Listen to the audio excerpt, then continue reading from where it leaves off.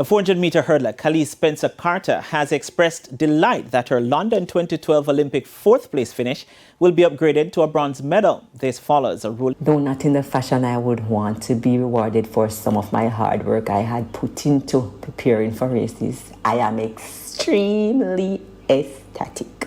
After becoming the world champion in 2006, my ultimate goal was to become an Olympic champion or a medalist. Unfortunately, in 2008, I was injured and didn't make my national team. Then came 2012, the third time in my career where I was disappointed. Finishing fourth at a major championship. Talk about Lazarus. Chuk's disqualification also means that American Lashinda Demas is promoted to the gold medal, while another athlete's downfall. But I totally believe in fair play, and I am happy that the AIU found it fit to take necessary actions to ensure same. As for endorsements, I would have lost bonuses and possibly new endorsements. I also had to make do with a reduction in contract, but I won't sub over that. I am a strong believer in God and His resurrection power.